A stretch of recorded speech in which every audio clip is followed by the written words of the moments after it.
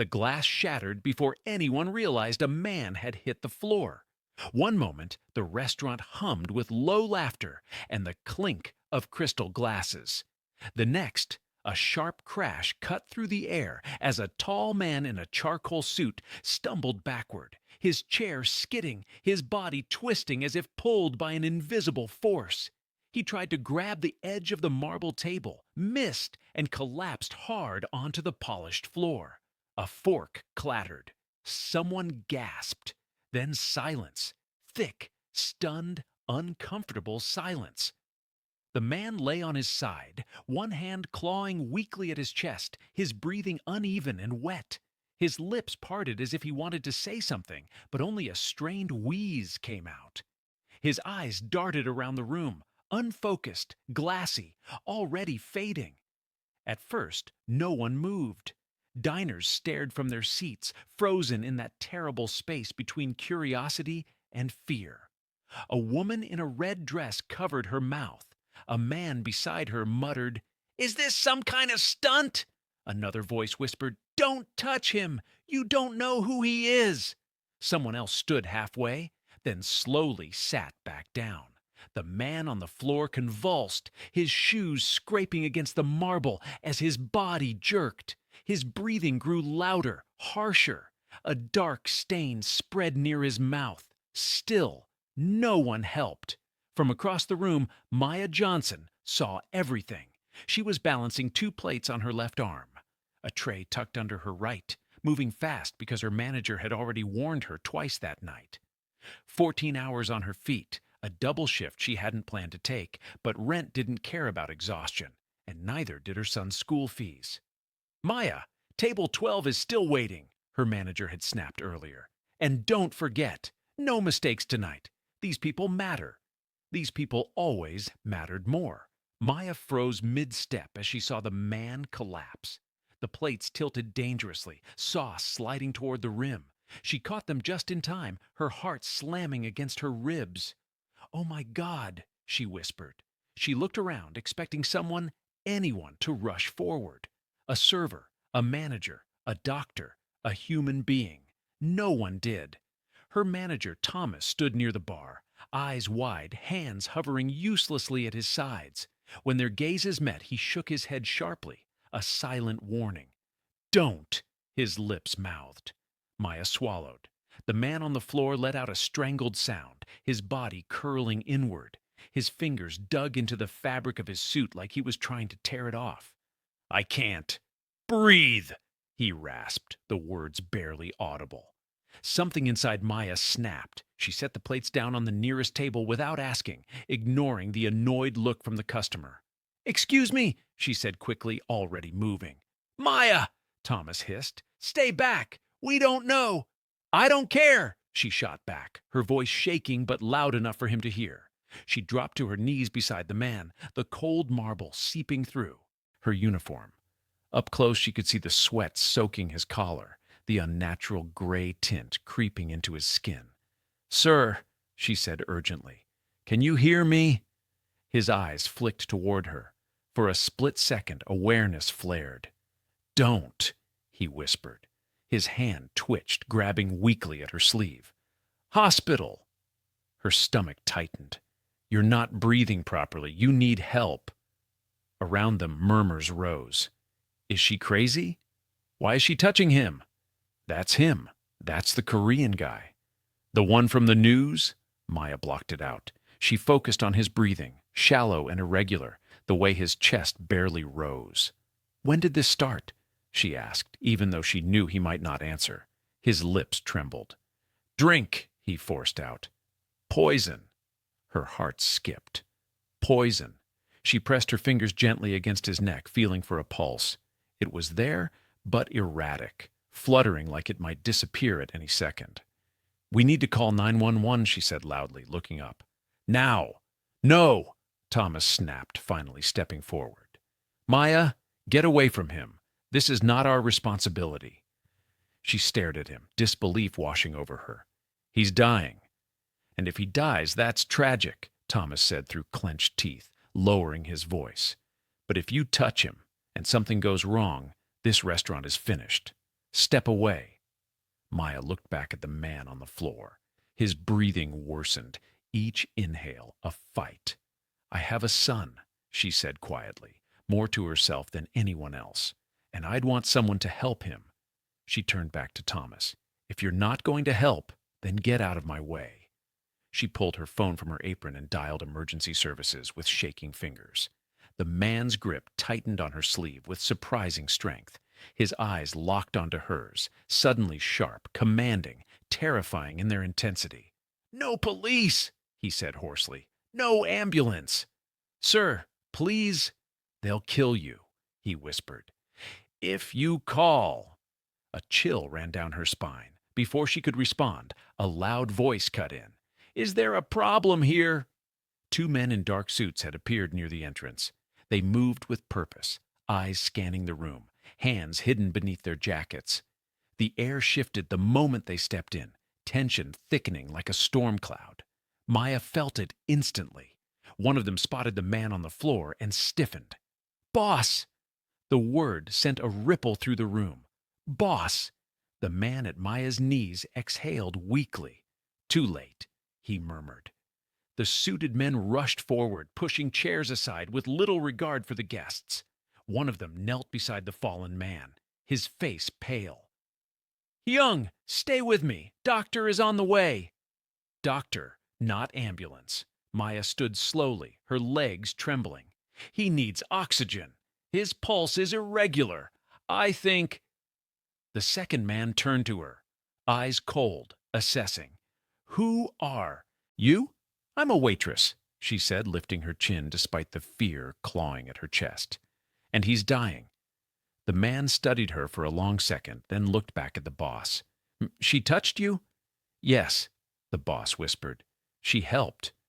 That single sentence changed everything. The suited man nodded once. "Then she stays," Thomas sputtered.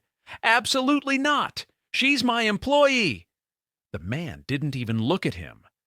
"Not anymore," Maya's breath caught. "What?" "You're coming with us," he said calmly. "You saw too much." Fear surged. "I'm not going anywhere." The boss's eyes found hers again, weaker now, but still piercing. "You saved me," he said. "I owe you." "I didn't do it for that," she replied, her voice trembling. Someone had to." A faint smile touched his lips. "That's why." Within minutes, the restaurant dissolved into chaos. Guests whispered frantically, phones raised despite shouted warnings. The suited men cleared a path, lifting their boss onto a stretcher they'd brought with them, not waiting for sirens that never came. As they moved toward the exit, the boss suddenly reached out again, his fingers brushing Maya's wrist. "Name!" he rasped. "Maya," she said softly. "Maya Johnson." He nodded faintly. "I won't forget." She watched them leave, her heart pounding, the weight of the moment settling over her like a shadow. Thomas stormed up to her, face red with fury. "What were you thinking? Do you have any idea who that was?" She shook her head. "No," he laughed bitterly. "That was Kang Dae-ho, and you just involved us in something very dangerous." Maya looked down at her shaking hands. Somewhere deep inside, she knew one thing with terrifying certainty. Her life had just split into before and after, and there was no going back. Maya didn't sleep that night. Every time she closed her eyes, she saw the man's face as he hit the floor, the sound of his body against marble replaying in her head like a gunshot. She lay on her narrow couch, still in her uniform, one arm draped protectively over the back, like she was shielding someone invisible. The apartment was quiet, except for the hum of the refrigerator and the distant sirens that never seemed to stop in Queens. Her phone buzzed for the 5th time in 10 minutes. Unknown number. She stared at it, heart pounding. She didn't answer. The message came through anyway. "You did the right thing tonight." Her throat went dry. She sat up, fingers hovering over the screen. "Who is this?" She typed, then erased it. Instead, "How did you get this number?" 3 dots appeared almost instantly. "We have ways. Please don't be afraid." She let out a short, humorless laugh. "Don't be afraid." "After tonight?" Another message followed. Our doctor says if you hadn't acted when you did, he would be dead. Maya swallowed hard. She thought of her son asleep in the next room, his small, chest rising and falling steadily. She stood and walked quietly to his doorway, watching him for a long moment before responding. "I didn't do it for him," she typed. "I did it because no one else would." The reply came slower this time. "That is exactly why he wants to see you." Her pulse spiked. "See me?" No response. The silence stretched, heavy and deliberate. Maya locked her phone and set it face down on the table, rubbing her arms like she was cold. She checked the locks twice, then a third time, even though she knew they were fine. Still, she barely slept, waking at every sound, every passing car, every footstep in the hallway. Morning came gray and dull. She moved through it on autopilot, getting her son Jamal ready for school, packing his lunch, tying his sneakers while her hands trembled slightly. Jamal looked up at her, frowning. "Mom, you okay?" She forced a smile. "Yeah, baby. Just tired." "You work too much," he said seriously, like he always did. She kissed his forehead. "I know." After she walked him to the bus stop and watched him climb aboard, she stood there longer than usual, the chill biting through her jacket. Something told her to memorize the moment, the normalcy of it, the safety. She didn't know why, but the feeling sat heavy in her chest. When she got home, there was a black car parked across the street. It wasn't moving. The windows were tinted too dark to see inside. Her steps slowed. Every instinct screamed at her to turn around, to walk away, to pretend she hadn't noticed. But the car door opened before she could decide. A man stepped out, tall, immaculately dressed, his posture rigid and controlled. He didn't reach for a weapon. He didn't smile. "Maya Johnson?" he asked. She nodded cautiously. "Yes." "Please don't be alarmed," he said, the same phrase from the text. "My name is June. I'm here on behalf of Mr. Kang." Her stomach twisted. "I didn't agree to see anyone." June inclined his head slightly. "He didn't ask. He requested." "That sounds like asking with extra steps," she shot back, surprising herself. Something flickered in his eyes. Amusement, maybe. "You're not wrong." She crossed her arms. "I have a child. I can't just disappear." "You won't," he said calmly. "You'll be gone for 3 hours. You'll return home safely, and you'll be compensated for your time." "I don't want money." June studied her for a moment. "Everyone wants something."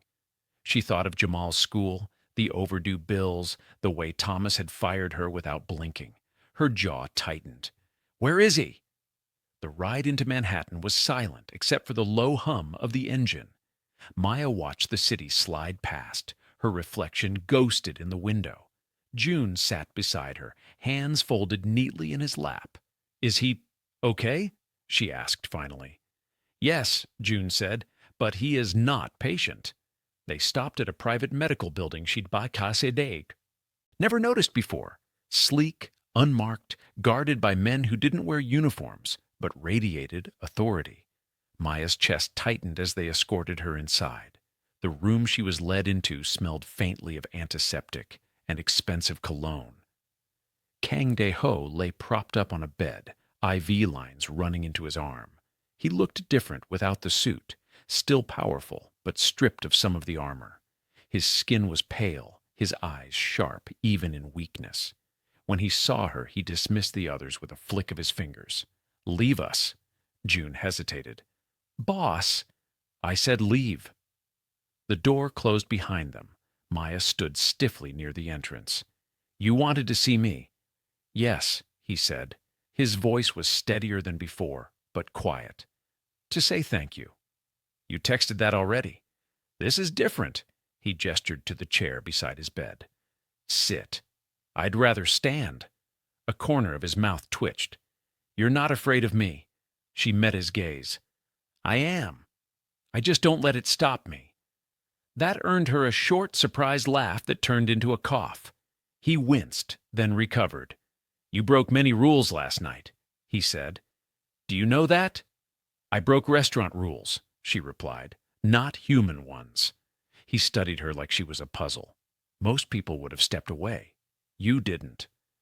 Most people were scared, she said quietly. I was too, but you stayed. Yes. He closed his eyes briefly, then opened them. Someone tried to kill me, slowly, painfully, in public. Maya's arms tightened around herself. Why tell me this? Because you are now part of it, he said simply, whether you want to be or not. Her breath hitched. I didn't agree to that. No, he said, but the world doesn't care about agreement. It cares about consequences. She took a step back. I just want to go back to my life. He looked at her then, really looked, and something softened. That life is gone. Anger flared, sharp and hot. You don't get to decide that. I don't, he agreed. The people who poisoned me do. Silence fell between them. I won't let anything happen to you or your son, he continued. You have my word. She laughed bitterly. Your word doesn't mean much to me. In my world, he said quietly, it means everything. She hesitated. Why me? Because you saw me at my weakest, he replied, and you didn't turn away. Her phone buzzed in her pocket. She didn't look, but fear surged anyway. My manager fired me, she said suddenly. I don't have a job. That has been handled. Her head snapped up. What? You start tomorrow, he said. Different role, better pay, better hours. I didn't ask for that. You didn't have to. She shook her head. This feels like a trap. It is, he said honestly, but not for you. She stared at him, heart racing. I want one thing clear. Yes, you don't touch my son. Ever. Not to protect me, not to threaten me, not for anything. Something dark flickered in his eyes at the implication, then vanished. On my life, he said. He is untouchable. Maya didn't know why, but she believed him. As June drove her home later, her phone buzzed again. This time it was a photo. Jamal stepping off the school bus. Her blood ran cold. June glanced at her sharply. What is it? They already know, she whispered. The car kept moving, and somewhere deep in the city, someone was watching her life unfold like a game board, waiting for the next move. Maya didn't scream. She didn't cry. She stared at the photo on her phone until the edges blurred, until her fingers went numb and the world outside the car felt like it was underwater. June noticed immediately. Show me, he said, his calm cracking just enough to reveal steel underneath. She handed him the phone. His jaw tightened as he studied the image. Jamal stepping off the bus, backpack too big for his shoulders, unaware that his life had just been dragged into something dark and unforgiving. They were sloppy, June muttered. This was taken from across the street. That doesn't make it better, Maya snapped, her voice breaking. It makes it worse. He nodded once. You're right. The car turned sharply, tires hissing against wet pavement. Maya's heart lurched. Where are we going? To make sure your son gets home safely, June replied. I should be there, she said urgently. He's probably walking. He won't be alone, June interrupted. He won't even know. The words were meant to reassure her. They didn't. When they arrived at her block, Maya scanned every face, every parked car, every shadow. Her chest felt tight, like she couldn't draw a full breath. She spotted Jamal immediately, walking with two men she'd never seen before, both dressed casually, laughing like old friends. Her stomach dropped. She reached for the door handle, but June caught her arm gently. Wait, I need to go to him, she hissed. If you run out there panicking, you'll scare him, June said quietly. They're ours. Security. Maya's nails dug into her palm. You swear? On my life. The men walked Jamal to the building entrance. One of them ruffled his hair before stepping away. Jamal waved, smiling, and bounded inside. Maya exhaled a sob she didn't realize she'd been holding. June let her go. I'll have someone stationed here from now on. Discreet. She turned on him, fury finally spilling over. I didn't ask for guards. I didn't ask for this life. I helped a man who was dying. That's it. And that, June said evenly, is exactly why they chose you. Her laugh was brittle. I didn't choose them. No, he agreed. But they chose you. She got out of the car and didn't look back. Inside the apartment, Jamal was sprawled on the couch doing homework, humming softly to himself. Hey, Mom, he said. Some nice guys walked me home. Her heart clenched. She forced a smile. That was kind of them. Are they your friends? He asked. She hesitated. Something like that. That night, Maya sat on the edge of Jamal's bed long after he fell asleep, watching him breathe. Every sound outside made her flinch. Every shadow felt like a threat. Her phone buzzed near midnight. Unknown number. This time she answered. Miss Johnson, a smooth voice said, you're being careless. Who is this? She demanded. Someone who knows you've been speaking to Kang Dae-ho. Her blood went cold. I don't know what you're talking about. A chuckle. Lying doesn't suit you. You should have stayed a waitress. Quiet. Invisible. Rage flared. If you're calling to threaten me. I'm calling to warn you, the man interrupted. You're standing too close to something that doesn't belong to you. Step away. And if I don't? Silence stretched. Then, accidents happen, especially to children. The line went dead. Maya stared at the phone, shaking. The next morning, Kang Dae-ho stood by the window of his penthouse, Manhattan spread beneath him like a kingdom. June spoke quickly behind him, explaining the call, the photo, the threat. Dae-ho's hands curled slowly into fists. Find out who made the call, he said quietly. We suspect Minjai, June replied. He's been restless. Dae-ho's eyes darkened. He's crossed a line. Do you want him removed? No, Dae-ho said after a moment. Not yet, June hesitated. Boss, he wants me to react, Dae-ho continued. I won't give him that satisfaction. Later that day, Maya was called back to the restaurant. She almost didn't go. Thomas stood near the entrance, his usual arrogance replaced by forced politeness. Maya, you're rehired. She stared at him. You fired me. Yes, well, he cleared his throat. Ownership has changed. Her heart sank. Ownership? Mr. Kang acquired the restaurant this morning, Thomas said stiffly. You'll be serving exclusively. Serving. The word tasted bitter now.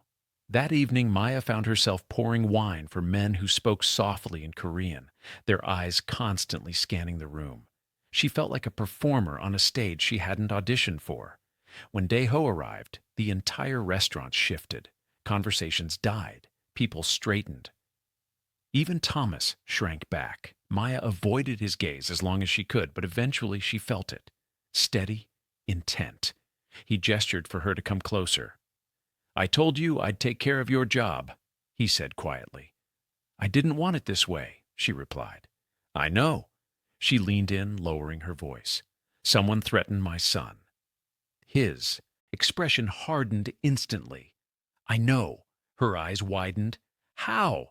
I told you, he said. You're not invisible anymore. Fear crept into her voice. What are you going to do? I'm going to make sure no one ever uses your child against you again. That didn't sound comforting. Violence won't fix this, she said. No, he agreed. But it will prevent it. Later that night, she found herself in the back office, heart pounding as Dae-ho stood before her. You have two choices, he said. You can walk away now. I'll erase every trace of you from this world. You'll move. New job, new name, new life. And the other choice? You stay, he said, under my protection, under my rules. She laughed softly, exhausted. Those aren't really choices. They are, he insisted. One is fear, one is trust.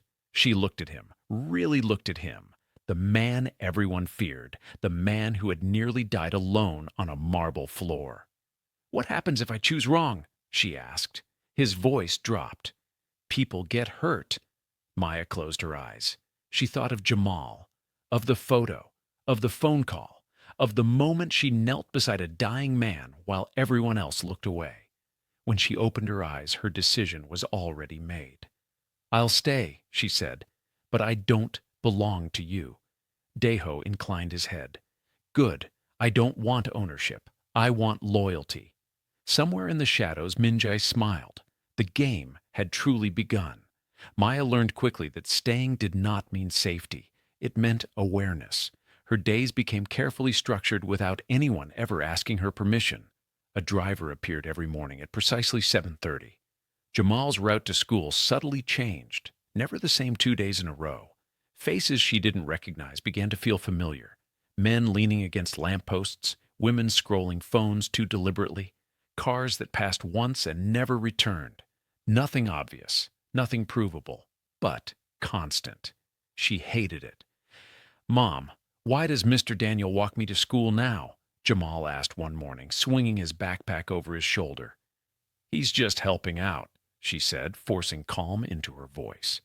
Jamal frowned. "Helping with what?" "With being on time," she replied. He didn't look convinced, but he nodded and kissed her cheek before leaving. The door closed behind him, and Maya sagged against it, pressing her forehead to the wood. Later that afternoon, she stood in the restaurant's back hallway, gripping a tray so tightly her knuckles whitened. She could hear voices coming from the private dining room, low, intense, unmistakably dangerous. "You're pushing him too far," one man said. "I'm pushing him exactly where he needs to be," another replied. She recognized the second voice immediately. Daeho. Her chest tightened. She had learned to recognize the sound of power in his voice. Not loud, not aggressive, but calm in a way that suggested consequences. The kind of calm that made people listen. Thomas appeared beside her, his expression strained. "Table 9 needs water." She almost laughed. "Do they?" He leaned closer. "Just keep your head down. This isn't your world." She met his gaze, tired and sharp. "It became my world the moment you told me not to help a dying man." His jaw tightened, but he said nothing. That night, Daeho asked her to sit with him after closing. The restaurant was empty, chairs stacked, lights dimmed to a warm glow that softened the sharp edges of the space. Maya sat across from him, hands folded in her lap, feeling like she was waiting for a verdict. "You're angry," he said. She didn't bother denying it. "You put guards on my child without asking me. I put protection where it was needed." "You don't get to decide that," she snapped. "He's not part of this." "He is because you are," Daeho replied evenly. Silence stretched. "You don't know what it's like," she said quietly, "to have someone watching your kid like he's a target." Daeho leaned back, his gaze distant. "I know exactly what it's like." She hesitated. "Then why do this to him?" "Because no one protected me when I was young," he said, "and I swore that would never happen again."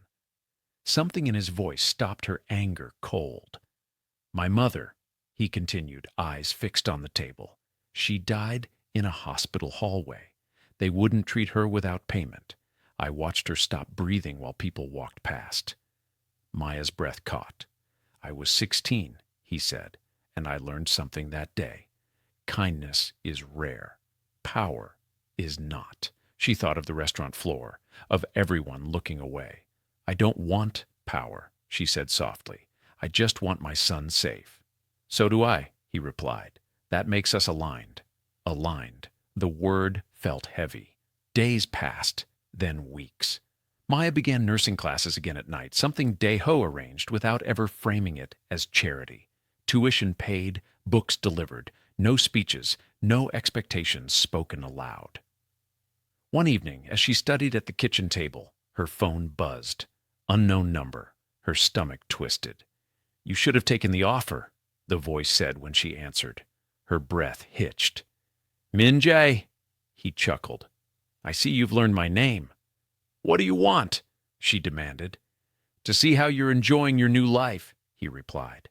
"All that protection, all that attention. Leave us alone."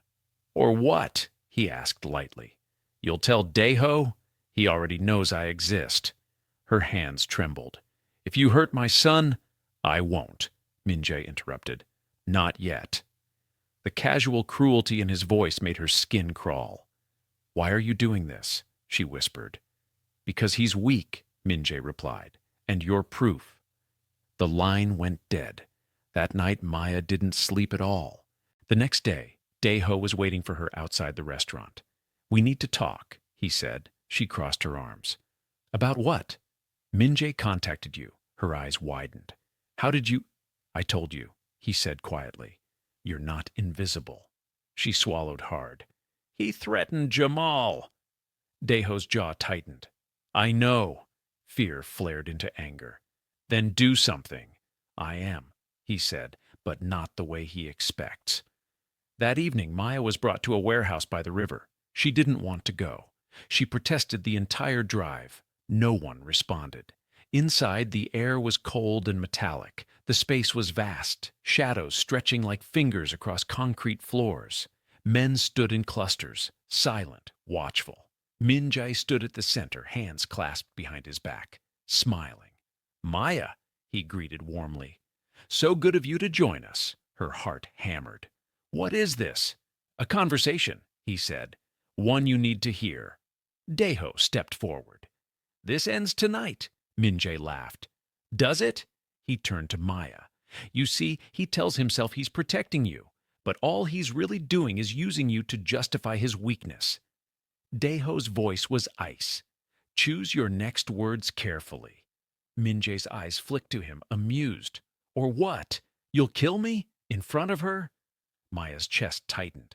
"Please," she whispered. "Just stop." Min-jae tilted his head. "Do you know what he really is?" he asked her. "What he's done." "I don't care," she said. "I care about my son." "Exactly," Min-jae said softly. "And that's why you're dangerous." The tension in the room was suffocating. Daeho stepped closer to Min-jae. "You don't touch her. You don't touch her child. This is your last warning." Min-jae smiled. "You're bluffing." Daeho raised a hand. The room shifted instantly. Guns appeared, not raised, but present. Min-jae's smile faltered. "You were right about one thing," Daeho said quietly. "I am weak," Min-jae scoffed. "Then do it." Daeho's gaze never left Min-jae's. "I'm weak because I still believe in consequences." He lowered his hand. Nothing happened. Min-jae blinked. "What?" "You walk away," Daeho said. "You lose territory. You lose allies. You lose access." Min-jae laughed, relief and contempt mixing. "That's it?" "For now," Daeho said. Min-jae leaned closer to Maya.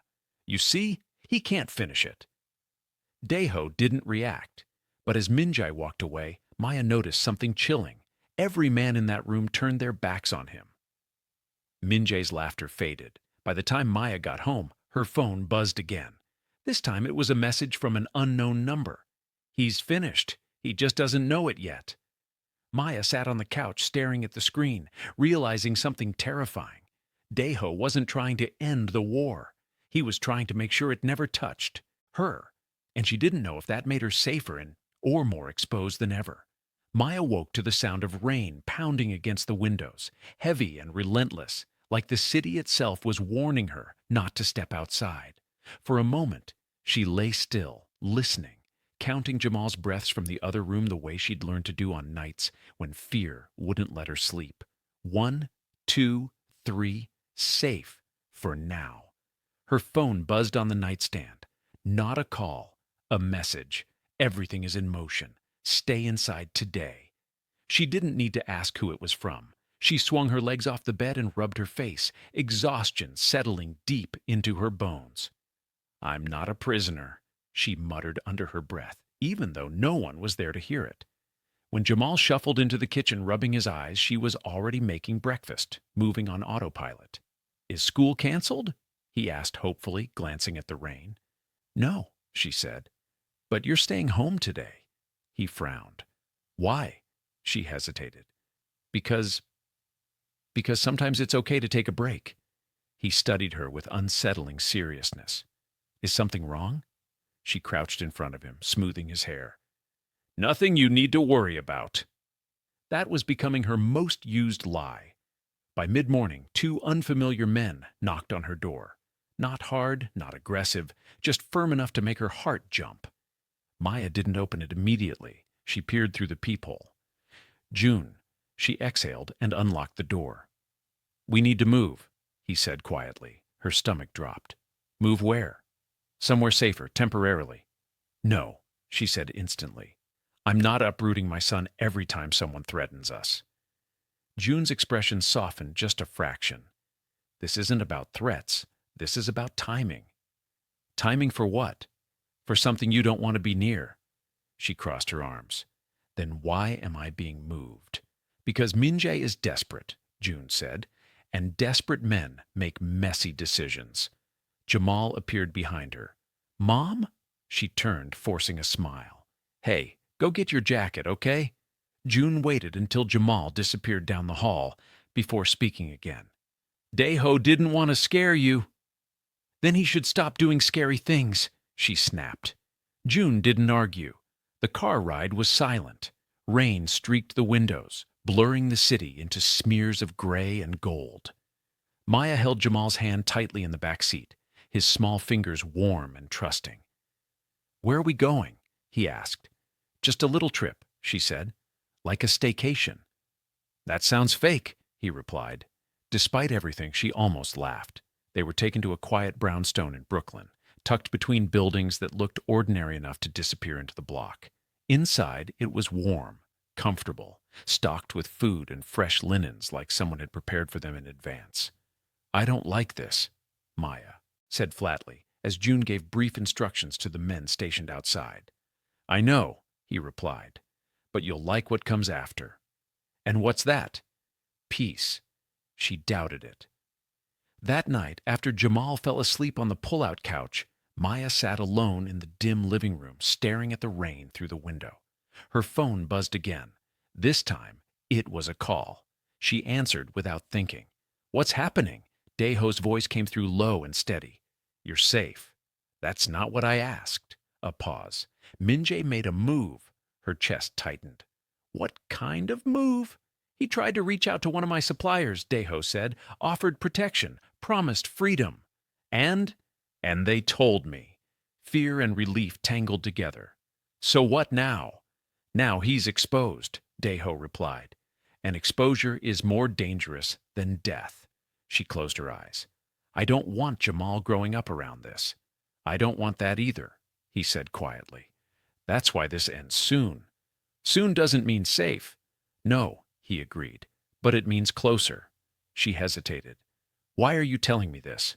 Because you deserve to know when your life is about to change again.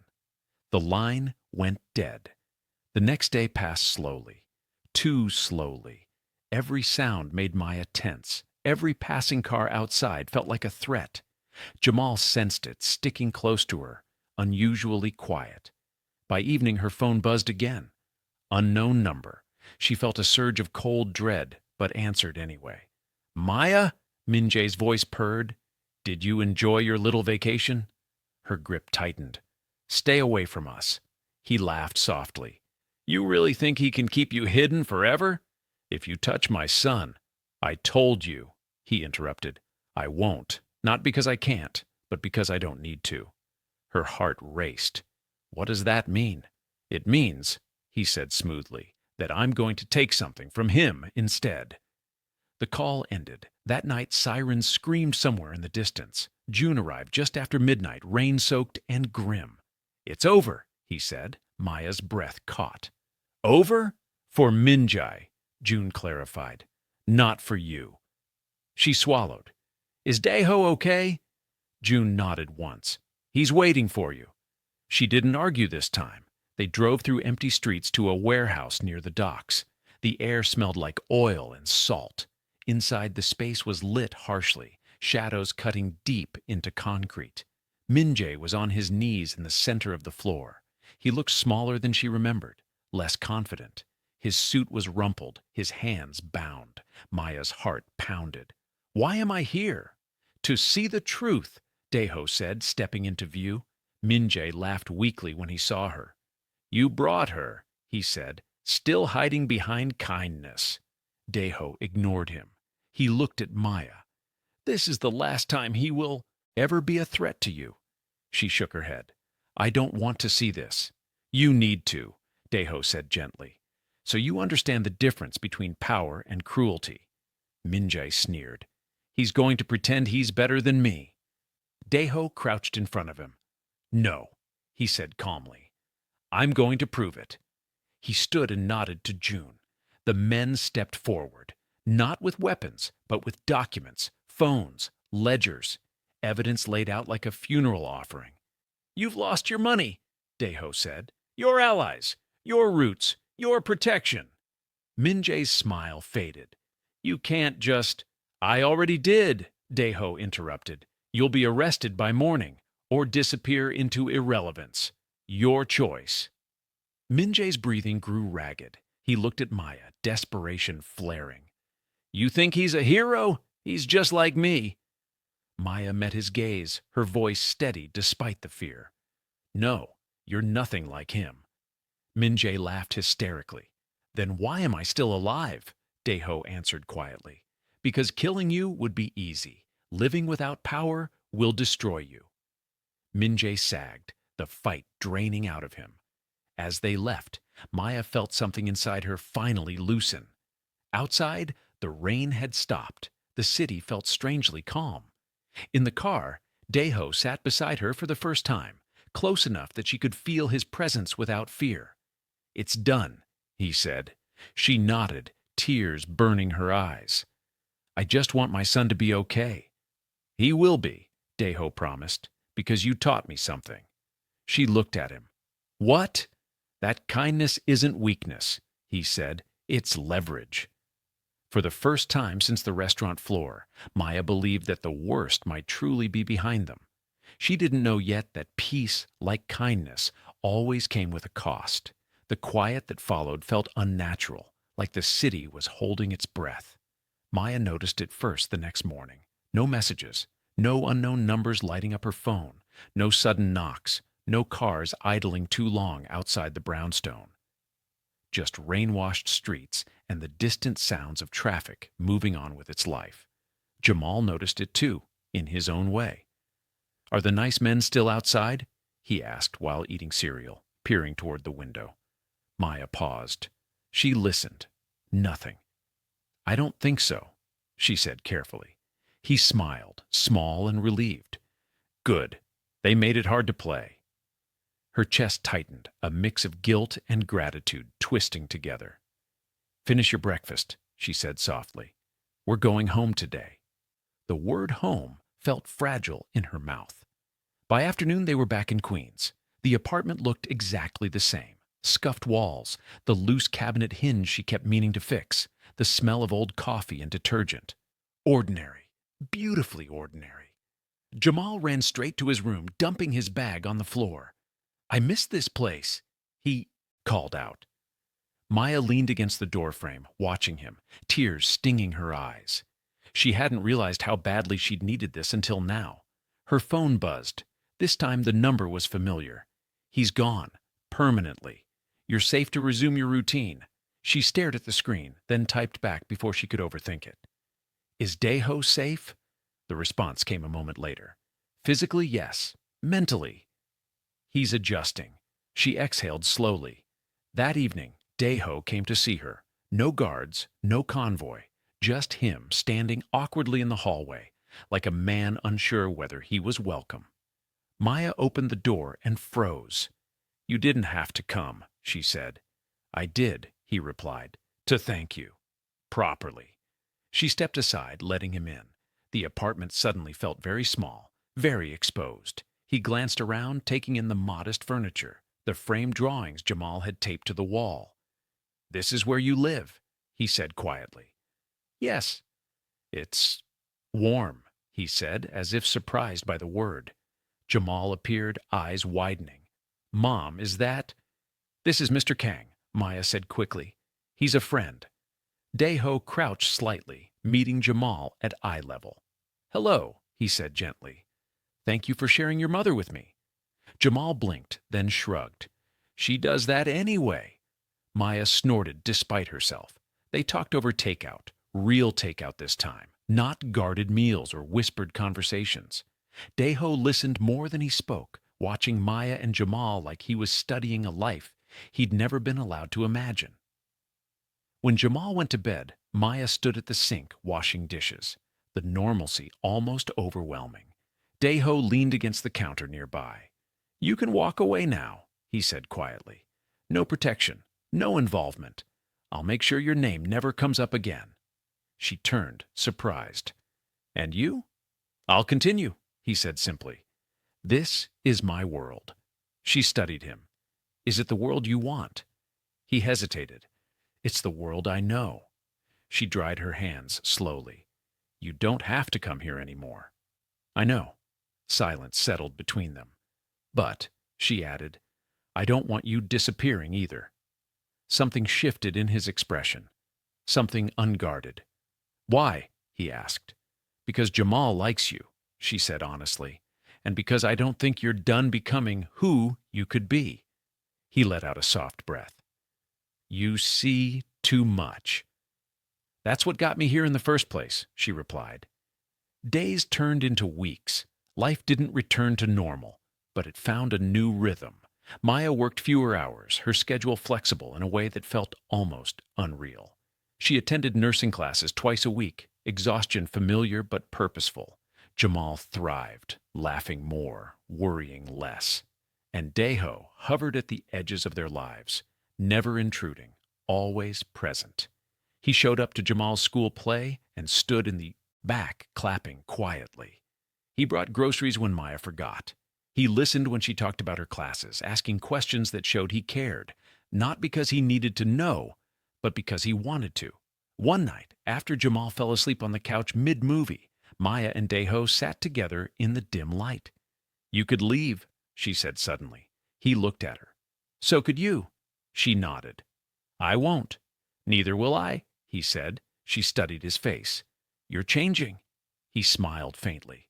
"So are you." The final test came without warning. Maya was walking Jamal home from school when a man stepped out from between two parked cars. Her heart lurched, but he raised his hands slowly, palms open. "I'm not here to hurt you," he said quickly. "I just need to talk." She stepped in front of Jamal instinctively. "Stay back." "My name doesn't matter," the man said. "But you should know. There are people who didn't like how Minjai was handled." Her blood ran cold. "And what do you want?" "To warn you," he said, "you're not a target. You're a symbol." The word echoed in her head long after he walked away. That night, she told Daeho everything. He listened without interruption. "They won't touch you," he said finally. "Not after what happened. And if they do, then I'll stop them," he replied. She shook her head. "No, not like before," he frowned. "What do you mean?" "I won't live my life waiting for threats," she said. "If this is going to work, if we're going to be in each other's lives, it has to be honest. No more secrets, no more shadows." He studied her for a long moment. "You're asking for something dangerous." "I'm asking for trust," she said. "The same thing you asked from me." Silence. Then he nodded. "All right."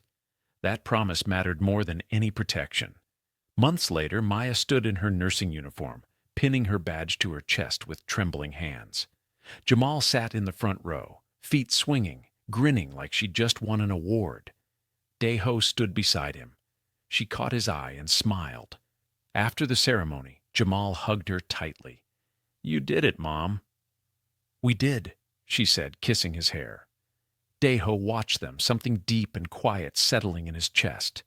That night, standing on the fire escape, the city lights glowing below, Maya spoke without looking at him.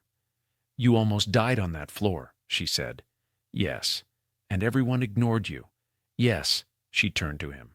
"What would have happened if I hadn't stopped?" He met her gaze. "I would have died, believing the world was exactly what I feared it was." She nodded. "And now?" "And now?" he said softly. "I believe one person can change it." The city roared around them, alive and indifferent. But for the first time, Maya felt something stronger than fear anchoring her in place. Hope. And she knew, whatever came, next she would face it standing, just like she had that night on the marble floor. The morning air was crisp, carrying the faint smell of rain-dampened streets. Maya stood at the edge of the balcony in her apartment, watching Jamal chase pigeons in the courtyard below.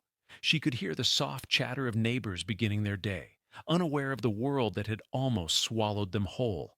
She felt light, almost impossibly light, but there was still a tingle of unease running beneath her skin, a memory of marble, of panic, of the strangers who had once been ready to harm her son. The door behind her clicked open.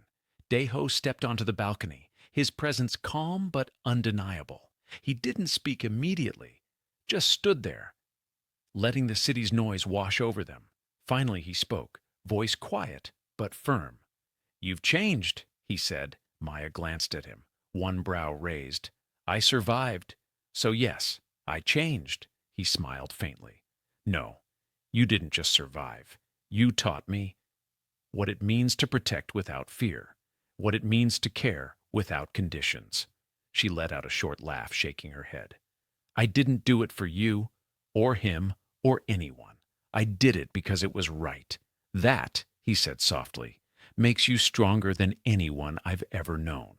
Her heart fluttered, a mix of disbelief and something dangerous, something hopeful.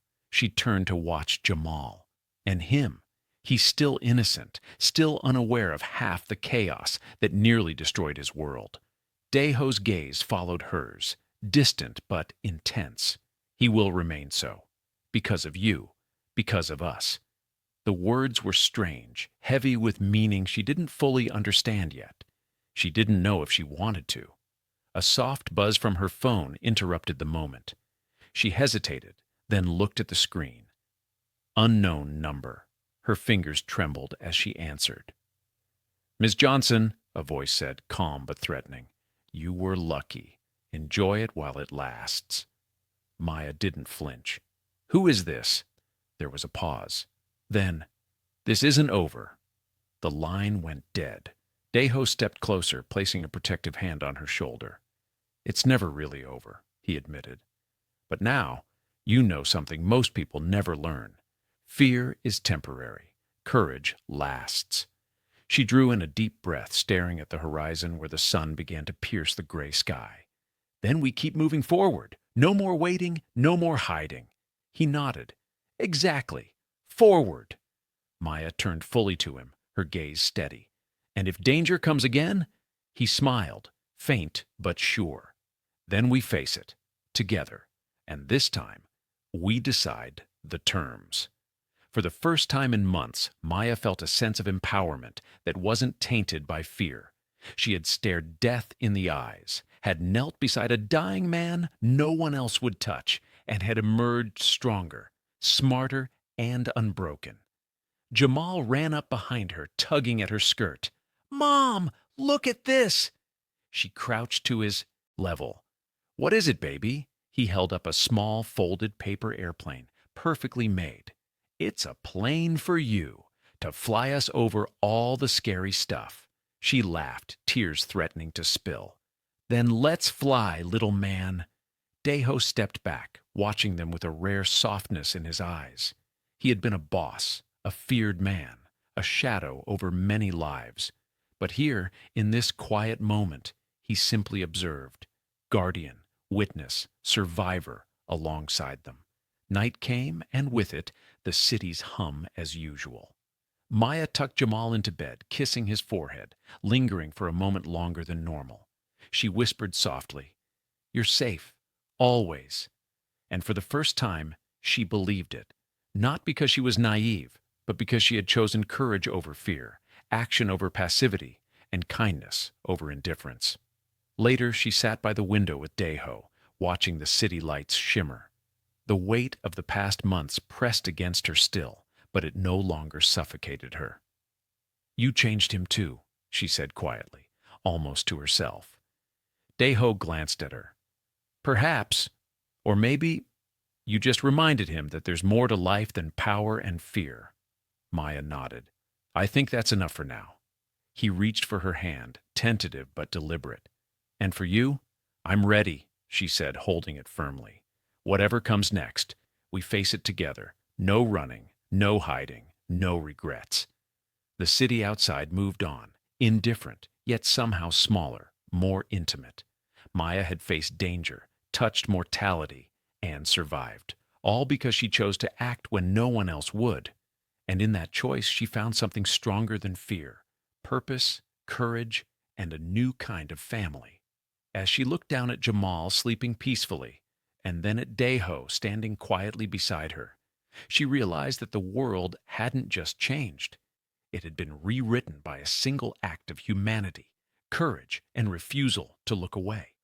The night was still, but she was awake, awake to possibility, awake to life, and finally, awake to hope.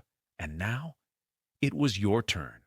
If this story gripped you, if it stirred your heart, or made you imagine standing where Maya did, don't stop there. Share this story with someone who needs to be reminded that one act of courage can change everything.